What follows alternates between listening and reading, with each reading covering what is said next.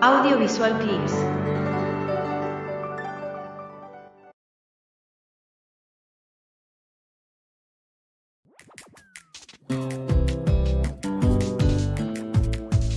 Hola, muy buenas noches, ¿cómo les va? Acá estamos nuevamente en Historias de nuestra historia, este programa que hacemos con mucho cariño por Radio Nacional, agradeciendo el premio Martín Fierro, el mejor programa cultural que hemos recibido hace unos días, así que muy contentos y orgullosos, particularmente con ustedes, nuestros oyentes que nos siguen hace 10 años, así que muchísimas gracias Aptra y a toda la gente que nos sigue. En este caso vamos a charlar con un querido amigo, Alejandro Fabri. ¿Cómo estás, Alejandro? Hola Felipe, y me sumo a la felicitación por el premio, muy merecido. Muchísimas gracias. Bueno, con respecto vamos a hablar con respecto a un libro de Alejandro, eh, Historia secreta de los mundiales, que publicó Capital Intelectual, y que, bueno, es un librazo muy interesante porque hay mucho contexto, como nos tiene acostumbrado Alejandro. No es un libro simplemente de deporte, sino se habla de qué pasaba en cada situación, en la política, en la sociedad. Bueno, la verdad que es un libro altamente interesante y vamos a ir hablando un poco en esta hora que tenemos, un poquito menos, de los mundiales, ¿no? Primero te quería preguntar cómo nace la idea del mundial y qué tuvo que ver el famoso Jules Rimet en toda esta cuestión, ¿no? Bueno, los mundiales nacen en 1930, como todos sabemos, con el campeonato que se disputa en Uruguay, una decisión de la FIFA a partir de la iniciativa de Jules Rimet, que era el presidente, que era suizo-francés, y que creyó justo darle ante la explosión del fútbol en los años 20, en Europa y en Sudamérica, y como Uruguay había ganado los dos Juegos Olímpicos finales de los años 20, 1924 y 1928, creyó que era justo darle a Uruguay la organización de la primera Copa del Mundo. Bueno, así se aceptó, así se aprobó. Uruguay se puso a construir en Montevideo lo que hoy es el Estadio Centenario. Se hizo en poco más de un año, 300 y pico de días. Dicen que la inversión en aquel momento en dólares no llegaba a los $100.000. Bueno, el asunto es que lo hicieron, no tiene demasiadas modificaciones el Estadio Centenario que conocemos de los últimos 20, 30 años a aquel que se inauguró. Y el Mundial se jugó con 13 equipos en una sola ciudad, Montevideo, y en 3 canchas. El Parque Central, la vieja cancha de Nacional, que después fue remodelada y reinaugurada, la cancha que tenía Peñarol en Pocitos, en la zona coqueta de Montevideo, cerca de la playa, y el Estadio Centenario. Hubo un detalle importante que fue el boicot que le hicieron los países europeos a esta decisión de Rimet de llevar el fútbol a Sudamérica, sobre todo aprovechándose el dictador italiano Mussolini el poco conocimiento que había del Río de la Plata y que había puntualmente de Uruguay, porque Italia quería organizar el primer mundial, no tenía demasiados pergaminos para organizarlo. Claro. Por eso no se podía discutir mucho el tema de Uruguay. Pero bueno, Mussolini con su máquina propagandística empezó con que había temperaturas polares, que se podía hundir un barco como el Titanic en el Río de la Plata porque había icebergs, témpano flotando, y que había muchos problemas de inseguridad ya en Sudamérica en ese momento. Bueno, Claro. se adhirieron varios países. Los ingleses, por su lado, no le dieron ninguna importancia al campeonato mundial, ni siquiera, más allá de que se los invitó formalmente, ellos desecharon la idea. No recuerdo el nombre ahora, había un dirigente del fútbol inglés que decía: si nosotros creamos el fútbol, nosotros tenemos que organizar la primera Copa del Mundo. Claro. Se postuló Suecia, se postuló España, también Italia, Hungría. Bueno, ninguno de esos países vino. Y terminaron llegando 4 países de Europa porque Rimet consiguió por sus influencias que llegaran. En realidad iban a ser 2 y finalmente se plegaron Rumania y Yugoslavia. No hubo eliminatorias, ¿no? Fue como directo, ¿no No. es cierto? Claro, claro. Bueno, por esa razón pudieron jugar Estados Unidos, Bolivia, Perú, Paraguay. No se había hecho ninguna eliminatoria. Las eliminatorias empiezan después. Pero bueno, fue el torneo con menor cantidad de equipos, 13, y con un desarrollo, una situación. A mí me causa gracia cuando se dice que las cosas de violencia en el fútbol antes no pasaban, ¿no? Habían pasado 90 años de hoy y la cantidad de cosas que vivió la delegación argentina, sobre todo en Montevideo, fue realmente llamativo, un nivel de agresividad y de prepotencia por quedarse con el título, no tanto en el campo de juego, sino afuera de la cancha. Claro. Bueno, ahí llega la primera final de los mundiales, la final de Montevideo entre Argentina y Uruguay, la famosa final del 4-2 sobre donde hay tanto para hablar, ¿no? Tanto para contar. Esa garra charrúa y esa tristeza argentina de ir ganando 2-1 a perder 4-2. Bueno, hablando con Pancho Barallo, tuve la suerte de entrevistarlo cuando tenía 97 años y tenía una memoria bárbara, Pancho Barallo, porque él tenía 19 años, había salido campeón con Gimnasia y Esgrima La Plata en el 29. Esa leyenda de que Gimnasia nunca salió campeón no es cierta, porque Ajá. Gimnasia le ganó la final del campeonato del 29 a Boca en la cancha de River. Fue un campeonato que se hizo en 2 zonas. Bueno, Barallo jugaba en Gimnasia todavía en el 30 y él contaba que no los dejaban dormir. Las murgas de carnaval no serían Agarrate Catalina o Falta y Resto, pero Claro. estaban las murgas dando vueltas alrededor del hotel, sobre todo cuando llegó el momento de las semifinales y la final. Un Claro. detalle, Felipe, en el primer partido, cuando Argentina le gana a Francia 1-0 en el Parque Central, en la cancha de Nacional, los jugadores uruguayos van a ver el partido. No había alambrado en ese momento en el estadio. Y desde la platea hubo, no todos, algunos jugadores uruguayos se acercaban casi a la línea de juego e insultaban a los jugadores argentinos. De hecho, cuando Argentina hace el gol faltando 10 minutos, un tiro libre de Luis Monti, que era el capitán y era el número 5 de San Lorenzo, un tiro libre convierte el gol. A Roberto Cherro, que era el número 10, que era el goleador de Boca, particularmente a él, lo agredieron mucho con insultos. Y en un momento dado, cuando faltaban un par de minutos para terminar el partido, Cherro no pudo más y se fue a la tribuna a intentar pelearse con los jugadores uruguayos. Una cosa increíble. Tremendo. Claro, eso te demuestra ya lo que era el nivel de agresividad, porque todos sabían que el campeonato iba a estar entre Uruguay y Argentina, que además Claro. habían jugado la final del campeonato del 28 del Juego Olímpico y habían jugado el sudamericano del 29. Las cosas no estaban bien entre los dos. Claro. Y el equipo era un buen equipo, el equipo argentino, ¿no? Sí, por supuesto, era un buen equipo. Siempre que hay una derrota, siempre aparecen los que saben más y los que dicen tendrían que haber llevado a tal jugador, a tal otro. Claro. No se pusieron de acuerdo ni por la pelota. Hubo que hacer un sorteo. Argentina jugó el primer tiempo con su pelota y el segundo tiempo lo jugó Uruguay con la suya. Argentina ganaba 2-1 y Uruguay lo terminó ganando 4-2. Pero lo más grave de todo fueron las amenazas que recibió Luis Monti. Había teléfono en la casa de Luis Monti en Buenos Aires y su madre, que era italiana, recibió las amenazas. Y en el Ajá. entretiempo, esto lo contó Pancho Barallo, estaban todos contentos, pero había terminado recién el primer tiempo. Y Monti se largó a llorar en el vestuario. Claro. Y fue Pedro Videgain, el presidente de San Lorenzo, que después fue encarcelado poco tiempo después porque era amigo de Hipólito Yrigoyen con el golpe de Estado, el que lo convenció de jugar. Pero decía Barallo, Monti no levantó las piernas. Y varios jugadores de Argentina no levantaron las piernas, terminó ganando Uruguay el partido. Y de hecho, a la salida, cuando se sacan, a la delegación argentina no le permiten cambiarse, bañarse en el vestuario. Lo llevan directamente a un colectivo y lo llevan al puerto de Montevideo para subirlos rápido al barco porque tenían miedo que a pesar de haber ganado, hubiera gente en Uruguay que lo fuera a agredir. Suben al barco, el barco sale del puerto, pero no puede avanzar porque había neblina y se queda medio ahí en el limbo, en el río Mar, frente a la ciudad de Montevideo. Tremendo. Una historia tremenda, ¿no? De acuerdo a la etapa de crítica, no hay que jugar más con los uruguayos, ¿no? Bueno, de hecho se suspendieron las relaciones entre lo que era la Asociación Argentina Amateur de Fútbol, todavía no estaba ni siquiera la Liga Profesional y mucho menos la AFA, y la Asociación Uruguaya.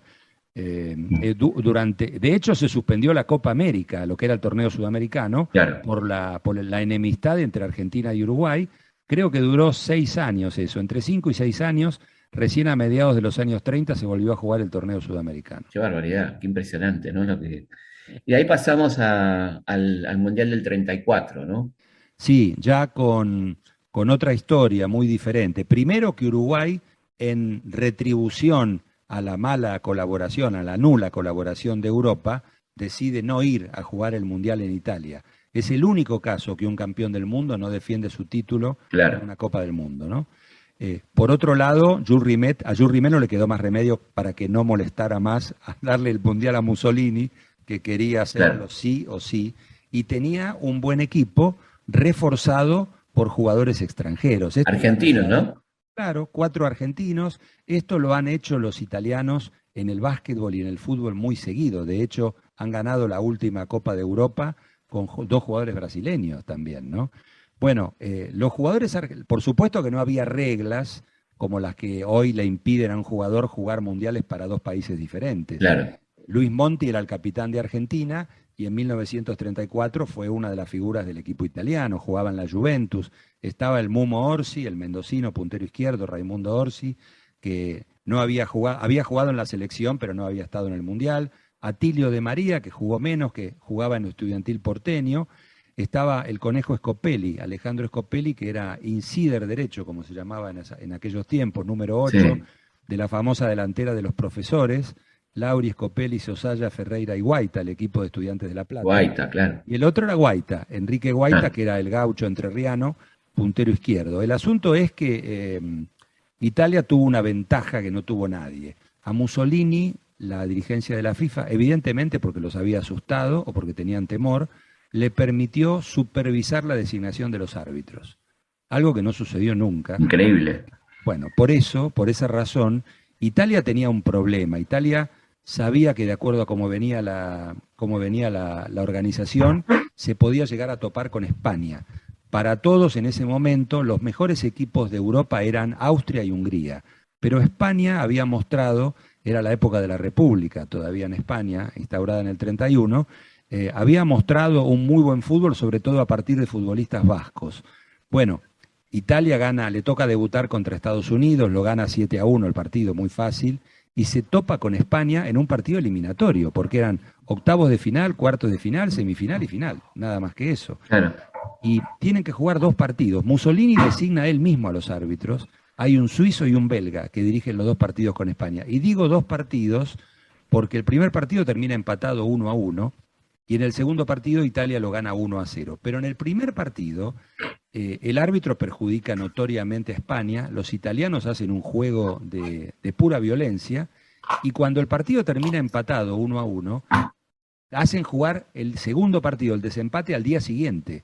7 jugadores de España no pueden jugar y 4 italianos. Entre los españoles que no pudieron jugar el segundo partido, el arquero, Ricardo Zamora, el famoso Divino Zamora, el arquero del Español de Barcelona y del Real Madrid, y el número 9, que era un vasco grandote, fuerte, que 5 años después desembarcaría en San Lorenzo, Isidro Lángara. Para que lo hayan sacado de la cancha lesionado a Lángara, necesitas más de un defensor. Bueno, lo hicieron los italianos, y en ese segundo partido, así todo, a España le anularon 2 goles, Italia terminó haciendo el gol y eliminando al equipo español. Ya el siguiente partido fue con Austria, los austríacos jugaban mucho mejor, pero la cancha barrosa y el arbitraje un poquito. En realidad, si vos lees las crónicas de la época, nadie habla de que fue perjudicado Austria, el partido lo gana Italia 1-0, y en la final Italia se enfrenta con los checoslovacos, creyendo que iba a ser sencillo. Los checoslovacos, un equipo muy duro, van a tiempo suplementario, lo gana Italia con un gol del número 9 del Bolonia, Schiavio hace el gol, tira un tirito, el arquero Planica se tira, la pelota le pasa por abajo del cuerpo, Italia sale campeón. Schiavio se da cuenta que Planica, no quiero decir que dejó hacer el gol, pero casi, ¿no? Estaban amenazados los jugadores checoslovacos por generales de Mussolini, y los jugadores italianos también estaban amenazados por Mussolini, claro, porque la consigna era vencer o morir. Bueno, Schiavio vuelve a Bolonia a jugar en el equipo y manda una carta a los pocos días de haber terminado el Mundial renunciando definitivamente a integrar el seleccionado italiano. Un detalle de la situación que vivían. Bueno, y Luis Monti, cuando termina el campeonato, le dice a todos, en el 30 yo estaba amenazado que me podían matar si ganaba, si perdía. Y mejor dicho, si ganaba. Sí, ganaba. En el 34 estaba amenazado de muerte si perdía. Una cosa increíble, con 2 camisetas distintas. Bueno, de paso, recordemos que la selección argentina fue integrada con un equipo. La Liga Profesional de Fútbol, que duró 4 temporadas, no estaba reconocida por la FIFA. Claro, fue un equipo amateur, ¿no? Fue, Sí, había jugadores amateurs y había jugadores profesionales, porque el fútbol ya era profesional en Santa claro, Fe, por ejemplo, además de Rosario. Jugaron varios jugadores de Santa Fe, Galateo, Iranieta, que después jugaron en Buenos Aires. Hubo jugadores de la primera amateur, fue el último año en que se jugó la primera amateur, porque en el 31, 18 clubes se separaron y fundaron la liga profesional, en un campeonato que tuvo 36 equipos, el de 1930. Ahora nos asombramos de que quieren llevar todo a 30 equipos. Bueno, claro. hace 90 años ya lo hacían. Los otros 18 equipos que se quedaron en la vieja Asociación Argentina Amateurs y ellos fueron los que tenían la personería de la FIFA. Bueno, en esa mezcla de jugadores no salió bien todo, jugaron contra Suecia, no tenía un desarrollo importante el fútbol sueco, pero le ganaron 3-2, todas las culpas recayeron en el bueno de Héctor Freschi, el arquero de Sarmiento de Resistencia, que parece que tuvo manos de manteca y Argentina se volvió en el primer partido. Y después en el del 38 es un mundial muy interesante, donde nosotros no fuimos a ese mundial, ¿no? Sí, Pero hay decidimos ahí no ir. un... Decidimos no ¿Cómo? ir porque estábamos ofendidos, porque Argentina quería organizar el Campeonato Mundial del 38. También lo quería organizar Brasil. Finalmente Brasil retira la candidatura, pero Rimet convence a la dirigencia europea de que se venía la guerra en Europa. Claro. Entonces él dice, hagámoslo en Francia, que se ha ofrecido ya para ser sede, antes de que desaparezca Europa. Y bueno, la verdad que tenía razón, ¿no? Y ahí contás una historia muy interesante que es de el jugador austríaco Sindelar, ¿no? Matías Sindelar, sí, Sí, que era la gran figura del fútbol austríaco, era un jugador muy distinto a los centrodelanteros de la época, que eran todos grandotes, era la época de los cañoneros, de los artilleros. Si querés, y conociendo tus simpatías futboleras, tenía un aire a Arsenio Erico, ah, mirá, Matías Sindelar, claro, jugaban en la misma época. ¿Por claro, qué? Porque era flaco, no era muy alto, era un jugador que cabeceaba bien, pero que sobre todo era muy veloz para la época y que gambeteaba, cosa claro, distinta. Era un equipo, el equipo austríaco era muy bueno, le decían el Wunder Team, lo dirigía un checo, Hugo Meisel, de origen judío, que muere poco tiempo después y su familia muere en la Segunda Guerra Mundial en los campos de concentración. Bueno, lo insólito de ese Mundial del 38, antes de que se inicie, es lo que hace la FIFA comparado con lo que hizo ahora. En el 38, Hitler invade Austria y toma con el apoyo de la mayor parte de la gente en Austria, sí, Hitler toma el país y la incorpora a Alemania. Austria se había clasificado, había ganado las eliminatorias en su grupo, se había clasificado cómodamente para el Mundial. Y la FIFA le manda un telegrama a Austria diciéndole, más o menos, como ustedes ahora no son un país, no pueden jugar el Mundial. Bueno, claro, ahora la FIFA le mandó un telegrama a Rusia diciéndole, como ustedes invadieron Ucrania, no pueden jugar el Mundial. Lo inverso exactamente. hizo la FIFA Sí, en sí, 80 y pico de años de diferencia, ¿no? claro, claro, Bueno, el asunto es que Alemania le ofrece a los jugadores austríacos, sabiendo que eran mejores, integrarse al equipo alemán. Finalmente, creo que son 3 o 4 los titulares que presenta Austria, que presenta Alemania, perdón, en el partido contra Suiza. El partido termina 1-1 y en el partido de desempate, porque no había tiempo suplementario ni penales, termina ganándole Suiza a Alemania 4-2 y lo saca del Mundial de Francia, cuando el escándalo había sido el saludo nazi del equipo alemán, así como el claro. saludo fascista de los italianos, que jugaban de negro, todos completamente de negro.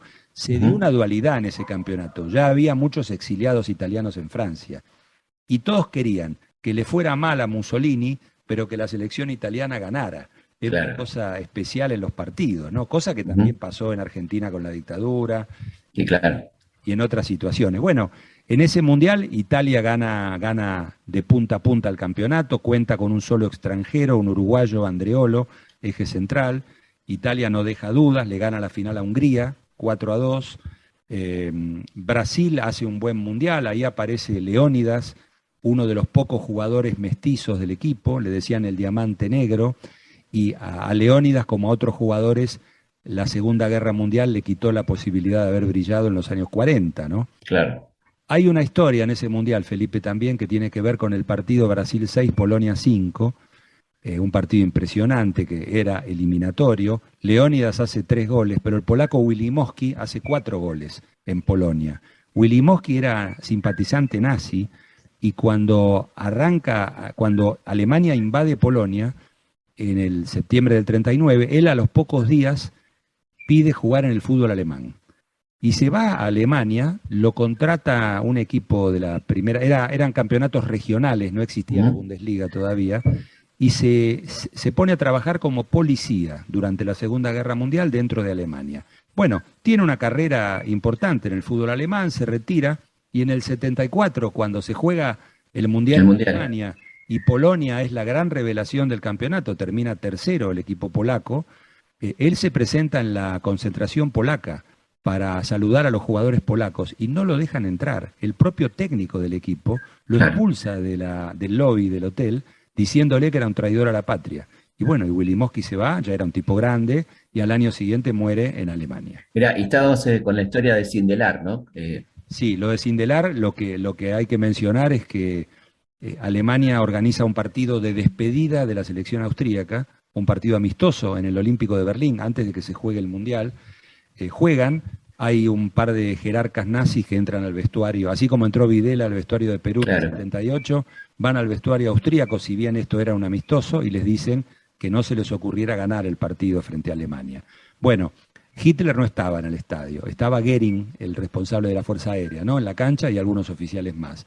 Los jugadores juegan, los jugadores austríacos, el primer tiempo termina 0-0, y aparentemente, por lo que se dice, en el entretiempo resolvieron ganar el partido. Los jugadores austríacos, que eran muy superiores a los alemanes, ganan 2-0, Sindelar hace un gol, lo festeja de una manera un poquito que juzgaron los alemanes, un poquito faltando el respeto a los símbolos nazis. Claro. Bueno, termina eso, no pasa nada. Sindelar jugaba en el Rapid de Viena, vivía en Viena con su novia judía italiana, y a los pocos meses aparece muerto en su cama con su novia.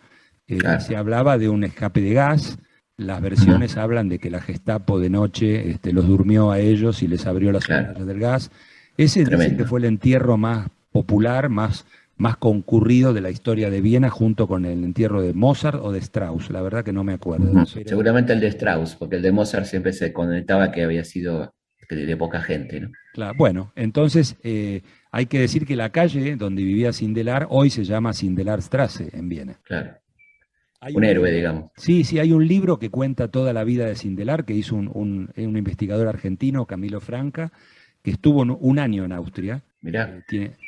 Donde él desmiente la leyenda de que Sindelar era judío. Sindelar era de familia checa y católico. Tenía amigos judíos, había mucha población judía en Austria, y sobre todo en Viena, y bueno, fue una de las víctimas de la Gestapo, un jugador, dicen todos, excepcional.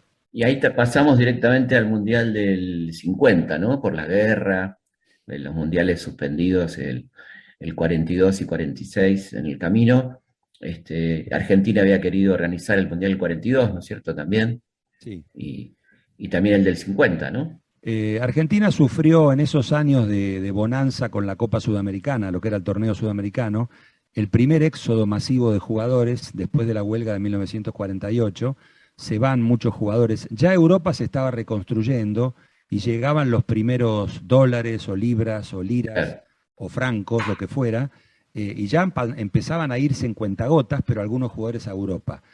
Y la posibilidad del fútbol colombiano, que estaba fuera de la FIFA, pero que estaba armando una liga con jugadores extranjeros, muchos argentinos, muchos uruguayos, chilenos, peruanos, bueno, de todo un poco, hasta mexicanos había. Claro. El asunto es que la FIFA no lo reconocía, y los jugadores, para irse, no es que los clubes vendieron a esos jugadores a Colombia, se fueron, porque estaban muy enojados, seguía toda la bronca de la huelga en ese año. Después hubo todo un... Fueron separados, no podían volver al fútbol argentino, pero los clubes argentinos iniciaron pleitos para que les devuelvan los jugadores o para que les pagaran. Bueno, con esas ausencias, igualmente Argentina tenía muy buenos equipos. Claro. La versión que dan todos es que el gobierno del general Perón preguntó a los que más sabían. En ese momento estaba Valentín Suárez en la AFA como dirigente de Independiente. Después, en la época de Onganía, llegó como dirigente de Banfield. Y Valentín Suárez le dijo que había buenos jugadores, pero no le podía asegurar que iban a ganar el campeonato mundial. Claro, ¿quién podía asegurar nada en ese momento? Obviamente. Bueno, entonces medio que se decidió, porque se habían ido algunos buenos jugadores y por las dudas que tenía la dirigencia argentina, porque era ganar el mundial o nada. Se suponía que lo iba a ganar Brasil, que Brasil iba a ser el enemigo. Claro, local aparte. Claro, finalmente lo ganó Uruguay, Argentina se quedó afuera y hubo una situación previa también muy dramática, muy triste, que fue la destrucción de todo el equipo italiano con la tragedia del Torino en la colina de Superga, en las afueras de Turín, ¿no? Claro. Después el Torino, el equipo más popular de Turín, porque la Juventus es popular en el resto de Italia, pero en la ciudad de Turín el equipo grande es el Torino. Había ganado 4 campeonatos consecutivos, iba primero buscando el 5.º título, y 9 de los 11 jugadores del Torino eran titulares en la selección italiana. Claro. Van a jugar un partido amistoso a Portugal, a Lisboa, con Benfica. Bueno, cuando vuelven, por distintas situaciones, por niebla y demás, el avión baja de altitud antes y se estrella contra la colina de Superga, no quedan sobrevivientes, muere todo el equipo, el cuerpo técnico que era extranjero. Tremendo. Ahí muere el papá de Sandro Mazzola, que después fue la gran figura del Inter y de la selección italiana. Bueno, mueren varios jugadores muy importantes. De hecho, los italianos al otro año, en el 50, van a jugar a Brasil en barco. Se niegan a viajar en avión. El equipo italiano, que no tenía el mismo poderío, ¿no? Queda eliminado. El torneo de Brasil también se jugó con menos países. Hubo una movida de la India que le pidió a la FIFA que sus jugadores jueguen descalzos, con medias, y la FIFA no lo permitió. Habían jugado los Juegos Olímpicos de Londres descalzos, pero la FIFA no lo permitió, y en solidaridad con la India se desafiliaron varios países que tenían chances de ir. Claro, y bueno, y llegamos ahí a la gran final del Maracanazo, ¿no? Claro, bueno, ese 16 de julio del 50, ahí la FIFA organizó un campeonato en 4 zonas, y los ganadores de cada zona jugaban un cuadrangular, digamos, por puntos. Brasil tenía un punto más que Uruguay en la última fecha, había aplastado a España y a Suecia. Uruguay había empatado un partido, había ganado el otro, y tenía que ganar Uruguay para ser campeón. Brasil empatando lo lograba. Jules Rimet preparó el discurso en portugués, no lo hizo en español. Lo ganaba Brasil desde los 3 minutos, 1-0 en el segundo tiempo. Empató Schiaffino y el segundo gol lo hizo Alcide Gigi, el puntero derecho, y el pobre Barbosa, el arquero, quiso sacar la pelota al córner. No era, el tiro fue colocado abajo, bien pegadito al poste. Da la sensación, viendo las imágenes, que Barbosa quiere sacar la pelota al córner, pero se le mete por abajo. Termina el partido, nadie festeja, un silencio. Jules Rimet entra con la copa, se la da a Obdulio Varela. No hay ningún audio, ningún discurso, por más breve que sea, del presidente de la FIFA, como se estilaba. Los jugadores uruguayos se abrazan, se van al vestuario, y Uruguay gana una copa increíble, ¿no? Increíble. Y es el fin de la camiseta blanca con vivos azules de Brasil. Brasil no usa más, a partir de esa derrota, la ropa blanca que usaba hasta ese momento. Obdulio. Yo era chiquilín y futbolero, y como todos los uruguayos estaba prendido a la radio escuchando la final de la Copa del Mundo. Cuando la voz de Carlos Solé me transmitió la triste noticia del gol brasileño, se me cayó el alma al piso. Entonces recurrí al más poderoso de mis amigos. Prometí a Dios una cantidad de sacrificios a cambio de que él se apareciera en Maracaná y diera vuelta al partido. Nunca conseguí recordar las muchas cosas que había prometido, y por eso nunca pude cumplirlas.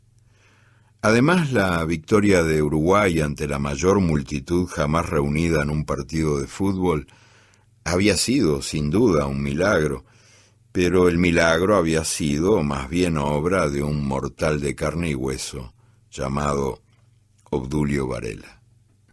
Obdulio había enfriado el partido cuando se nos venía encima la avalancha, y después se había echado el cuadro entero al hombro y a puro coraje había empujado contra viento y marea. Al fin de aquella jornada, los periodistas acosaron al héroe, y él no se golpeó el pecho proclamando que somos los mejores y no hay quien pueda con la garra charrúa. Fue casualidad, murmuró Obdulio, meneando la cabeza. Y cuando quisieron fotografiarlo, se puso de espaldas. Pasó esa noche bebiendo cerveza, de bar en bar, abrazado a los vencidos, en los mostradores de Río de Janeiro. Los brasileños lloraban y nadie lo reconoció. Al día siguiente, huyó del gentío que lo esperaba en el aeropuerto de Montevideo, donde su nombre brillaba en un enorme letrero luminoso. En medio de la euforia, se escabulló, disfrazado de Humphrey Bogart, con un sombrero metido hasta la nariz y un impermeable de solapas levantadas. En recompensa por la hazaña, los dirigentes del fútbol uruguayo se otorgaron a sí mismos medallas de oro. A los jugadores les dieron medallas de plata y algún dinero. El premio que recibió Obdulio le alcanzó para comprar un Ford del año 31, que fue robado a la semana.